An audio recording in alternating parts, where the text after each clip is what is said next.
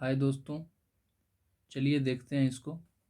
CC11 जो है ना, इसमें ग्रोथ और डेवलपमेंट का जो है वो वाला है। तो कह रहा है कि निम्नलिखित में संतुलन पास का जो अवधारणा है वो कौन दिया था।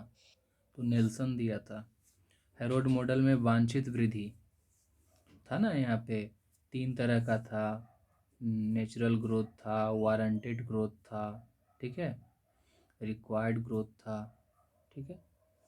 तो कह रहा है कि वांछित वृद्धि दर बनाए रखने के लिए प्रत्येक क्रमिक काल में आय का वृद्धि बढ़ते परिणाम में होना चाहिए, इंक्रीजिंग, ठीक है। हेरोड मॉडल का जो विकास मॉडल जो है कुछ मान्यताओं पे आधारित है। क्या मान्यता है, इस पे मेरा लेक्चर भी है। अर्थव्यवस्था बंद तथा बिना सरकारी हस्तक्षेप के, तो यही वाला है।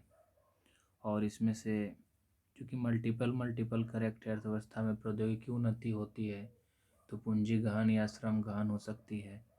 उत्पादन स्थिर उत्पादन सिद्धांत के अंतर्गत श्रम आपूर्ति एक निश्चित दर से बढ़ रही है।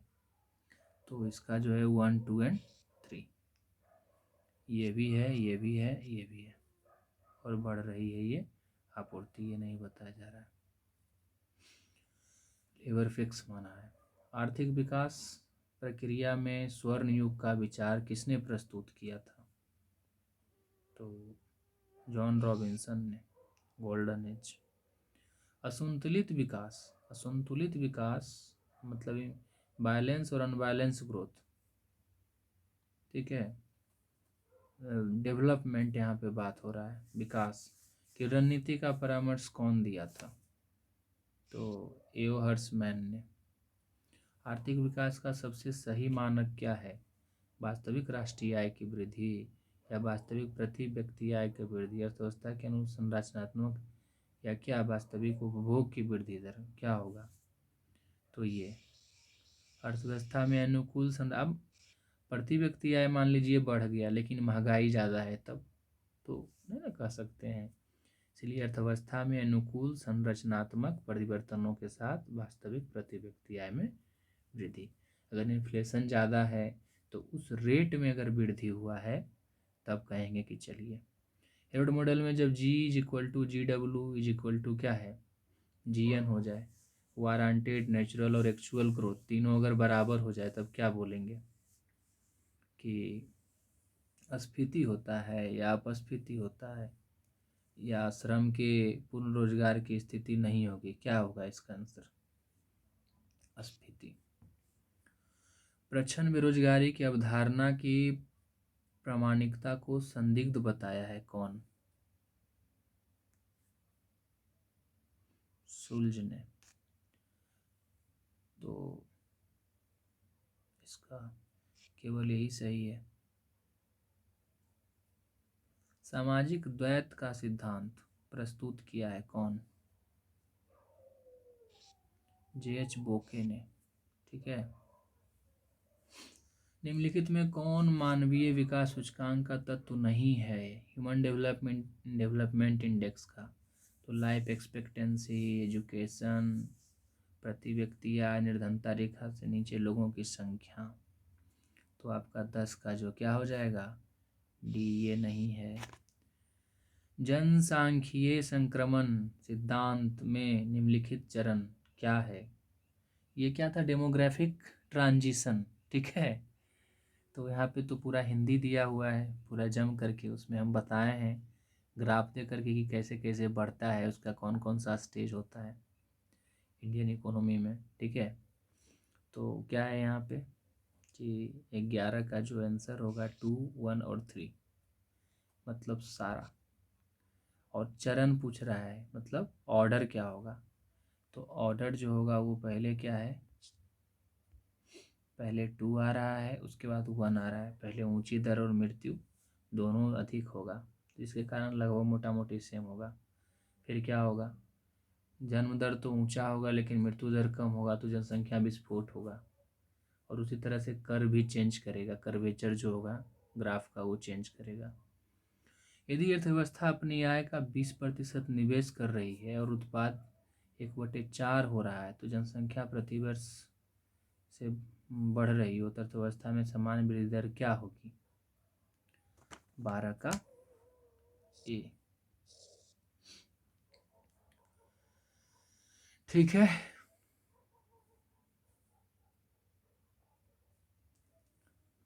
13, निम्नलिखित विकास सूचकांक सिद्धांतों में से कौन एक से बाजार नियम से समर्थन पाता है?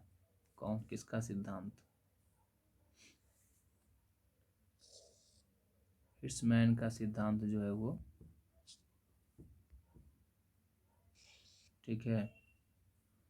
निम्नलिखित अर्थशास्त्रियों में से किसने पंगु स्वर्णकाल का विचार दिया? जे रोबिन्स। निम्नलिखित में से कौन सा अर्धविकसित अर्थव्यवस्था का आवश्यक लक्षण नहीं है? अर्थविकसित, इंडिया जैसा, प्रति व्यक्ति आय का निम्न होना, और पूछा क्या है? नहीं है। बचत दर का निम्न होना, जनसंख्या घनत्व का अधिक होना, अस्थायी बेरोजगारी का होना। तो कौन नहीं है ये बताइए। जनसंख्या घनत्व से क्या लेना देना इसका है? सब जगह थोड़े ज़्यादा होगा। असंतुलित विकास की व्यूह रचना, जो बोलते हैं ना साइकिल जो होता है, विस्कस साइकिल, ठीक है, की अवधारणा प्रमुख रूप से किस अर्थशास्त्री ने प्रतिपादित किया? या ट्रैप जो बोलते हैं उसको, ठीक है, शुम्पीटर ने। दुष्चक्र का तर्क जो है किनके बीच संबंध को इंगित करता है? जो दुष्चक्र होता है, उत्पादकता और आय, आर्थिक विकास के स्तर का सामान्य स्वीकार सूचक है क्या? प्रति व्यक्ति आय। वर्तमान समय में विकासशील देशों में जनसंख्या वृद्धि की ऊंची दर का मुख्य कारण ऊंची जन्म दर के साथ निम्न मृत्यु दर। मानव पूंजी में विनियोग का संबंध है किससे? शिक्षा से, स्वास्थ्य से, सब हो जाएगा इसमें। बिग पुश का विकास सिद्धांत किसने प्रतिपादित किया था? तो रोडान ने। शुम्पीटर ने अपने विकास सिद्धांत में किसकी भूमिका पर प्रमुख बल दिया? उद्यमी या उपक्रमी। संतुलित विकास सिद्धांत के बैलेंस ग्रोथ जो है, डेवलपमेंट सिद्धांत के अनुसार किसी देश के अर्थविकसित रहने का प्रमुख कारण कौन सा है? बाजार का छोटा आकार, बचत में कमी। तो ये क्या है? संतुलित कौन सा? तो इसका क्या है? प्रौद्योगिकी का निम्न स्तर है, छोटा तो हो सकता है छोटा देश का। आर्थिक विकास का अवरोध क्या है? 24 का सब है, गरीबी का दुष्चक्र, पूंजी निर्माण का जो है कम, कैपिटल फॉर्मेशन जो है कम होता है, सामाजिक सांस्कृतिक रूढ़ियाँ रहता है, चेंज नहीं लोग पसंद करते हैं। मार्क्स ने लाभ की दर को एक पूंजी की संरचना के संबंध में निम्न में से किस समीकरण से व्यक्त किया है? R=C/V। आर्थिक विकास के साथ श्रम शक्ति में सेवा क्षेत्र का अंश क्या होता है? आर्थिक विकास जब होता है तो श्रम का जो है वो घटता है कि बढ़ता है? बढ़ता है। आधुनिक आर्थिक विकास की ऊंची दर के लिए आवश्यक शर्त कौन सा है? प्रौद्योगिकी में विकास निरंतर। हेरोल्ड मॉडल वारंटेड ग्रोथ निर्भर करती है किस पे? बचत अनुपात तथा पूंजी उत्पादन दोनों के पर प्रत्यक्ष था। टेक ऑफ सिद्धांत प्रतिपादित कौन किया था? रोस्टोव ने। उसका मॉडल देखे थे ने, 5 स्टेज जो ग्रोथ मॉडल था। डिसगाइज्ड अनएम्प्लॉयमेंट का मतलब क्या होता है?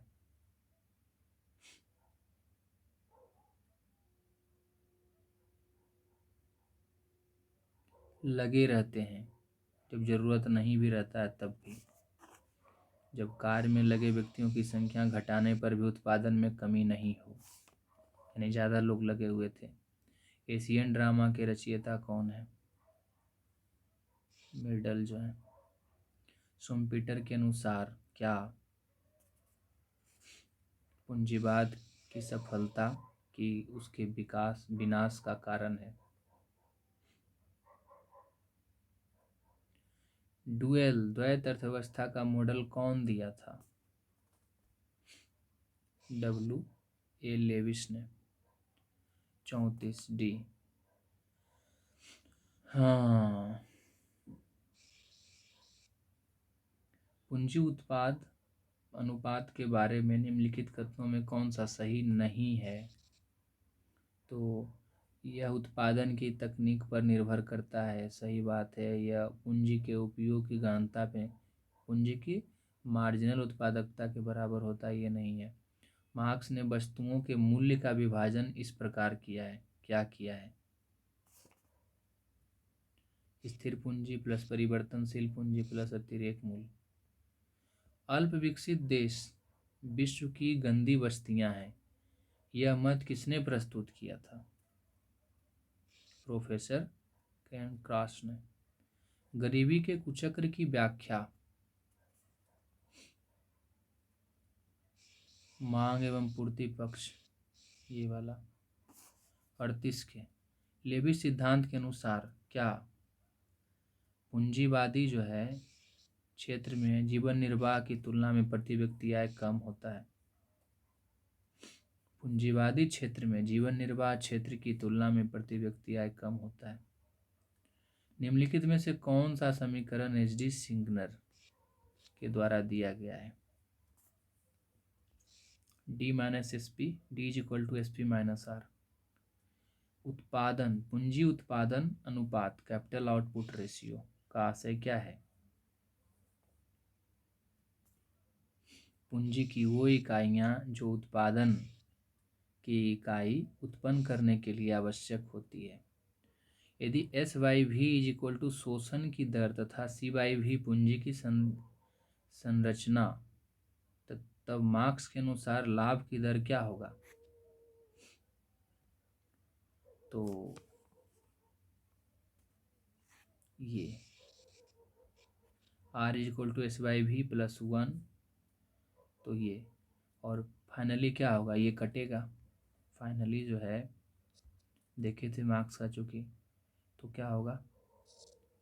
एस बाई भी इज इक्वल टू अपॉन भी प्लस सी अपॉन भी, तो ये भी कट गया, इज इक्वल टू क्या आया? एस बाई भी प्लस सी।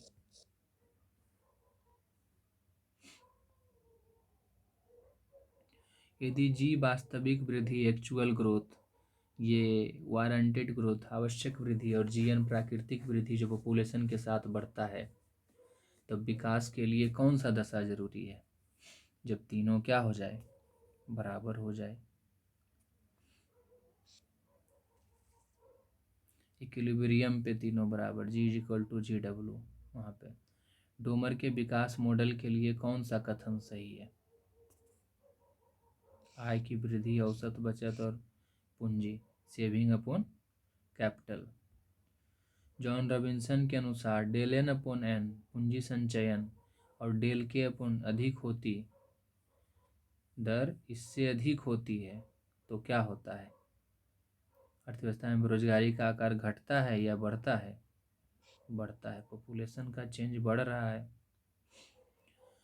चित्र का दशा का बोध कराता है क्या? वृद्धि दर वहाँ है, जी एन जो है और जी दोनों छोटा है और जी डब्ल्यू बड़ा है, तो क्या होगा? इन्फ्लेशन होगा या डिफ्लेशन होगा? यही बात यहाँ पे है।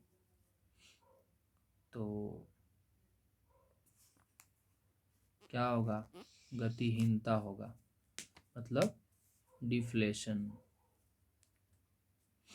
ठीक है।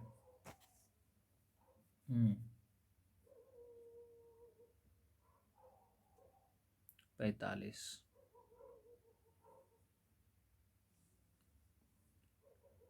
46।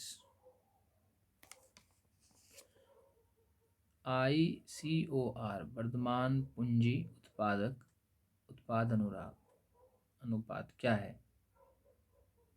तो पूंजी में वृद्धि अपूर्ण उत्पादन में वृद्धि। सामाजिक ऊपरी सोशल ओवरहेड कैपिटल 47 के एक्सटर्नल इकोनॉमी में सृजित होती है। जनसंख्यी संक्रमण सिद्धांत निम्न चरण में, तो ये तो देखे ही थे, ये तो हो ही गया है, दोबारा क्वेश्चन रिपीट हुआ है। एक ऐसे श्रम घंटे जिनकी सीमांत उत्पादकता शून्य होती है प्रचंड बेरोजगारी की श्रेणी में आते हैं। यह विचार किसने प्रस्तुत किया था? नर्क्स ने। पूंजी उत्पाद अनुपात 3:1 है और लक्ष्य 5% है, तब कितने प्रतिशत विनियोग किया जाना चाहिए? 15%। नव प्रतिष्ठित विकास मॉडल, न्यू डेवलपमेंट मॉडल जो है वो क्या है? पैमाने पे स्थिर प्रतिफल पर। नव प्रतिष्ठित विकास मॉडल आधारित है किस पे? तो पूर्ण रोजगार की मान्यता पे। नव प्रतिष्ठित ब्याज दर और आय ऊंचा होने पर बचत की दर क्या है? आय दर भी बढ़ रहा है और ब्याज दर भी बढ़ रहा है तो अधिक होती है। नव प्रतिष्ठित विकास मॉडल प्रस्तुत किया गया किसके द्वारा? मीड के द्वारा। Herald Domar model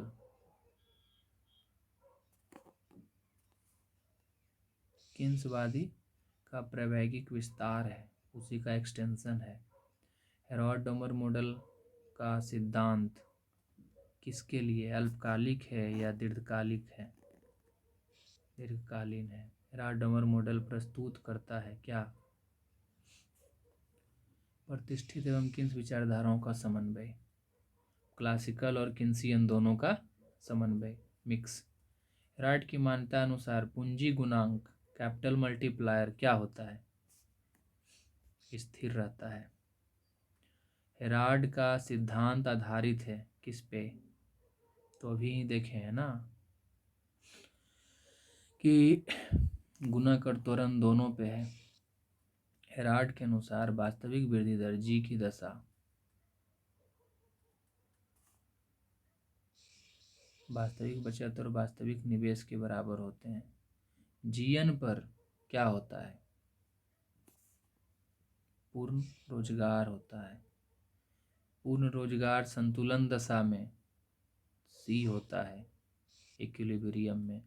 ji is equal to G W is equal to G N होता है। जी अगर बड़ा है जी डब्ल्यू से तब क्या होगा?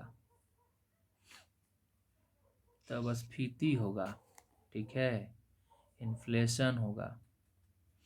और अगर ये है कम है तब जी डब्ल्यू अगर ज़्यादा है जी कम है तब वारंटेड ज़्यादा है एक्चुअल कम है तब क्या होगा? तब मंदी होगा।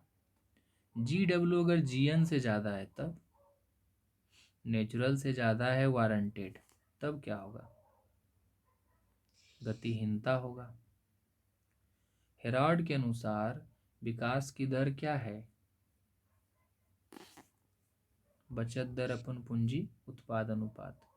डोमर के अनुसार अर्थव्यवस्था में निवेश उस दर पर किया जाना चाहिए जहां क्या? आय में वृद्धि दर बराबर और उत्पादन वृद्धि दर के। डोमर के अनुसार आय में वृद्धि दर होती है बचत दर अपन पूंजी उत्पाद अनुपात। डोमर के अनुसार पूर्ण रोजगार दशा बनाए रखने के लिए आवश्यक है कि क्या? उत्पादन दर की मांग उत्पादन दर की पूर्ति बराबर हो। हेराल्ड ने अपने मॉडल में प्रयोग किया क्या? त्वरक एक्सीलरेटर यूज किया है। इंग्लिश मीडियम वाला एक्सीलरेटर यूज किया है, ठीक है। डोमर ने अपने मॉडल में प्रयोग किया है। हेराल्ड तो एक्सीलरेटर उपयोग कर लिया और ये मल्टीप्लायर उपयोग किया है डोमर। ठीक है। और जस्ट उल्टा इसका रेसिप्रोकल।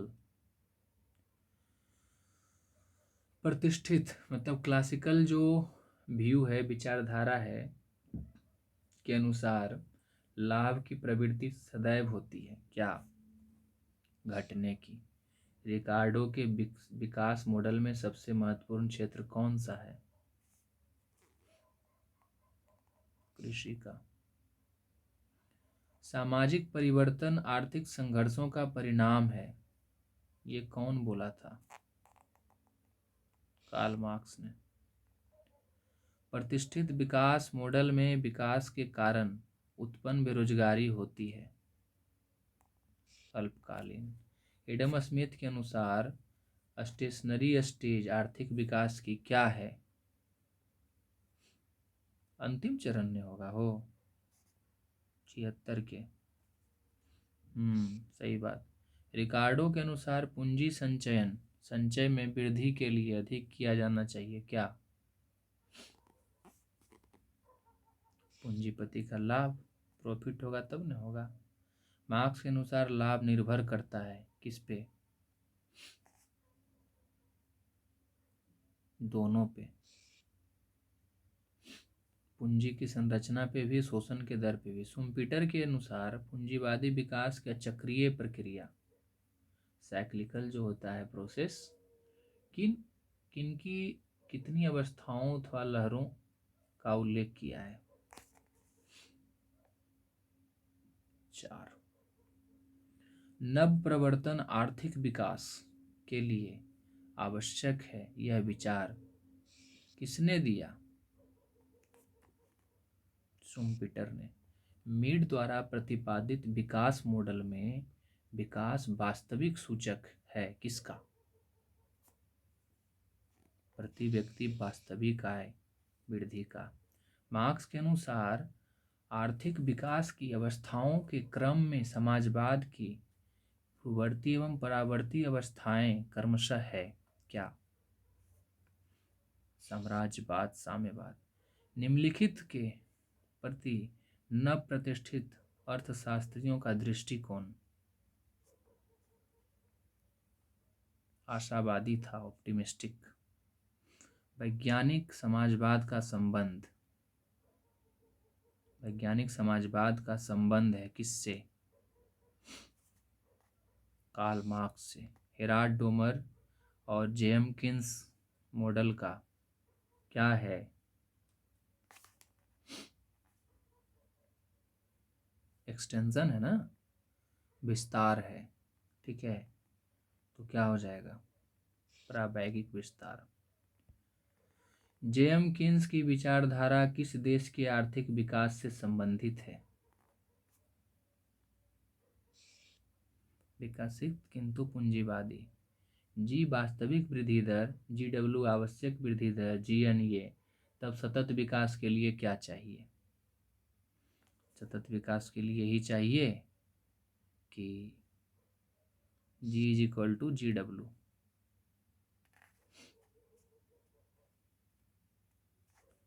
लॉन्ग रन ग्रोथ के लिए। डोमर, हेराल्ड डोमर विकास मॉडल पूंजी संचय किस पक्ष पर बल देता है? मांग पे, पूर्ति पे, दोनों। हेराल्ड डोमर एक विस्तृत रूप है जेम्किंस मॉडल का। सिग्मा प्रभाव का विचार किसने प्रस्तुत किया? तो पढ़ चुके हैं, डोमर ने। पूर्ण रोजगार संतुलन के लिए हेराल्ड के अनुसार आवश्यक दशा क्या है? संतुलन है, इक्विलिब्रियम। तब सब बराबर होना चाहिए, G is equal to G W is equal to G N. Harrod के अनुसार व्यापार चक्र, ट्रेड साइकिल जो है विकास की एक क्या है? प्रेरक घटना है। असंतुलित विकास तकनीक से संतुलित विकास तकनीक की ओर अग्रसर होने वाला मॉडल कौन है? हेराल्ड है। सामाजिक ऊपरी पूंजी किस प्रक्रिया से संबंधित है? असंतुलित विकास। किस अर्थशास्त्री का संबंध बड़े धक्के मतलब बिग पुश पॉइंट से था? बताओ जल्दी से, कौन दिया था? लुइस गोल्डन एज का विस्तार कौन दिया था, जल्दी बताओ। जॉन रॉबिन्सन ने। प्रबल प्रयास सिद्धांत किस घटक की अविभाज्यता पर आधारित है। सब पे, उत्पादन, फलन, ठीक है, मांग, बचत, सब पे। सोलो मॉडल संबंधित है किससे, दीर्घकालीन वृद्धि की प्रवृत्ति से। ड्यूअलिस्टिक थ्योरी का प्रतिपादन कौन किया, बूके ने। और संतुलित विकास नीति का समर्थक अर्थशास्त्री कौन थे, सब थे। रोस्टोव भी थे, लिविंगस्टीन भी थे, रेगनर नक्श भी थे, सब थे। तो थैंक यू दोस्तों।